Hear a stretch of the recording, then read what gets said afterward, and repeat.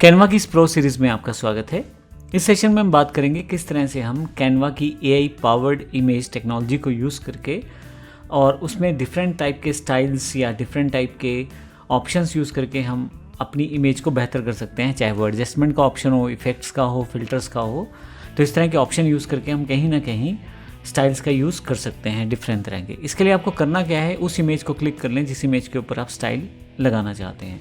अभी मैं इसको थोड़ा सा जूम कर लेता हूँ इमेज को। ये मेरे पास इमेज है और इसे मैं इवन डिटैच कर लेता हूँ। डिटैच ऑप्शन आपको राइट साइड पे मिलेगा, डिटैच ऑप्शन आपको राइट क्लिक पे मिलेगा। अब यहाँ डिटैच करेंगे तो ये पूरी की पूरी पिक्चर आपके पास अवेलेबल हो जाएगी। इस पिक्चर में मैं कुछ इफ़ेक्ट्स लगा सकता हूँ। इसके लिए मुझे करना क्या है, एडिट पे जाना है और यहाँ से आपके पास काफ़ी सारे इफ़ेक्ट्स यहाँ अवेलेबल हो जाएंगे। हालांकि इनकी जानकारी मैं एक पर्टिकुलर सेशन में दे चुका हूँ, लेकिन अब ये मैं फिर से एआई पर्सपेक्टिव से आपको बताना चाहता हूँ। सबसे पहले तो बीजी रिमूवर है। अब इसका इफ़ेक्ट का यूज़ करेंगे तो आप देखेंगे रिमूव कर दिया जाएगा पूरा बैकग्राउंड। अब आप इस इमेज को कहीं भी यूज़ कर सकते हैं। कमाल है, पीछे का पूरा सेक्शन रिमूव कर दिया गया है। सिर्फ और सिर्फ स्टूडेंट का इमेज है जिसमें उसका बैग, कॉपी, पेन और बाकी उनकी इमेज पूरी की पूरी यहाँ पे आ गई है। कंट्रोल Z करूँगा तो आपको दिखाई देगा कि कितनी बड़ी इमेज थी। तो ये एक बड़ा ही इंपॉर्टेंट और पावरफुल टूल है जिसका यूज़ आप कर सकते हैं। इसी तरह से और भी टूल हैं जिसकी जानकारी मैंने पहले दी है। मैजिक इरेजर है, मैजिक ग्रैब है। मैजिक इरेजर क्या करेगा, बीच में से किसी इमेज में से कुछ हटाना है आपको तो वो आप वहाँ से हटा सकते हैं। जैसे मैं इस आइकन को हटाना चाहता हूँ तो यहाँ से इरेज कर दूँगा तो ये आइकन यहाँ से हट जाएगा। ये एक बड़ा ही इंपॉर्टेंट सा टूल है जिसको आप यूज़ कर सकते हैं। अब मैं अगर रीसेट कर दूँगा तो ये आपके पास फिर से वापस आ जाएगा। मैं इसको वापस आ जाता हूँ। इस तरह के ऑप्शन मैंने पहले भी बताए हैं, आप उन ऑप्शंस को फिर से वर्कआउट कर सकते हैं। नीचे की तरफ फ़िल्टर्स हैं। फ़िल्टर्स में आप एक इमेज के ऊपर कुछ इफ़ेक्ट्स लगा के उसे और सुंदर बना सकते हैं। देखिए, अब डिपेंड करता है आपकी इमेज किस तरह की, आप उसको किस तरह के सेक्शन में या किस तरह की इमेज में यूज़ करना चाहते हैं, किस तरह के डिज़ाइन में। तो अलग अलग डिज़ाइंस में उसका जो इमेज का एक पैटर्न है वो बदल जाएगा, उसको आप यूज़ कर सकते हैं। और मैं कंट्रोल Z करके इसे वापस भी नॉर्मल मोड में वापस ला सकता हूँ। लीजिए, वापस आ गया मैं इसमें। इसी तरह से इफ़ेक्ट्स आपके पास आ जाएंगे। शेडो आप क्रिएट कर सकते हैं इमेज के लिए। आप जिस तरह की शेडो आप क्रिएट करना चाहते हैं उस तरह की शेडो क्रिएट कर सकते हैं। देखिए, इस इमेज की बैक साइड पे एक शेडो घूम रही है। अगर मैं इसको यहाँ से कंट्रोल C कर दूँ और एक अलग से ऐड पेज को ओपन कर लूँ और यहाँ कंट्रोल V कर दूँ तो आपको शेडो साफ साफ दिखाई देगी। ये देखें, फिर से इसी इमेज को एडिट करता हूँ यहाँ से मैं और इसी तरह से ड्यू टोन यूज़ कर सकता हूँ। अलग तरह की टोन्स इसमें अवेलेबल हैं। बहुत सारे स्टाइल्स हैं, जैसे कि आप देखेंगे मस्टर्ड स्टाइल। अब मैं जैसा इस पर क्लिक करता हूँ वैसा ही इसमें स्टाइल अवेलेबल हो जाएगा। आप उसकी इंटेंसिटी को कम या ज़्यादा कर सकते हैं।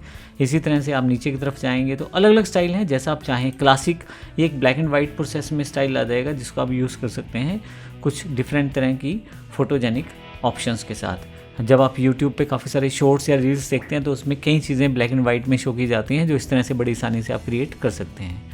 मैं कंट्रोल Z करके वापस आ जाता हूँ नॉर्मल में और ड्यू टोन यहाँ से हटा देता हूँ। ड्यू टोन के अलावा यहाँ पे ब्लर का ऑप्शन आपके पास अवेलेबल है। आप चाहें तो अपनी जिस इमेज को ब्लर करना चाहते हैं, जिस एरिया को ब्लर करना चाहते हैं, आप यहाँ पे ब्रश के साथ ब्लर कर सकते हैं।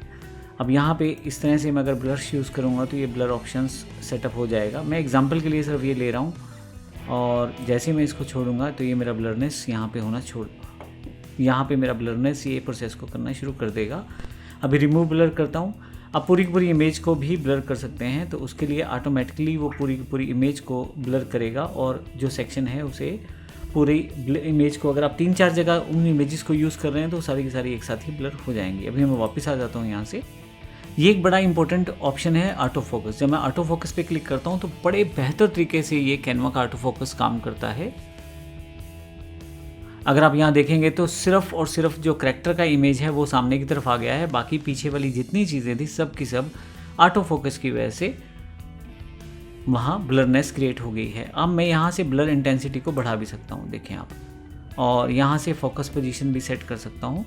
ये देखें, फोकस पोजीशन भी उसने खुद ऑटो सेलेक्ट कर रखी है। तो ये सब चीज़ें यहाँ से सेटअप की जा सकती हैं। और यहाँ देखें, अब की बार वो इमेज भी एक तरह से ब्लर हो गई है। रिमूव ऑटो फोकस करेंगे तो ये ऑप्शन यहाँ से हट जाएगा। आप यहाँ से फिर से वापस आ सकते हैं।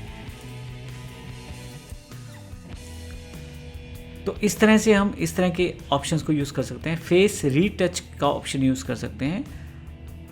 अब यहाँ पे आपके पास जो इमेजेस हैं, जो जहाँ करेक्टर इमेजेस रहते हैं, इंडिविजुअल पोर्ट्रेट्स रहते हैं, वहाँ पे जहाँ पे फेस रहता है वहाँ पे ये टूल बेहतर तरीके से काम करता है। स्मूथ स्किन बना देगा या उसकी स्किन को बेहतर तरीके से शो करेगा और उसे सुंदर सा दिखाई देगा। ये सब चीज़ें आप यहाँ पे कर सकते हैं। अभी मैं रिमूव इफेक्ट कर देता हूँ, नॉर्मल वापस आ जाता हूँ, यहाँ से वापस आ जाता हूँ।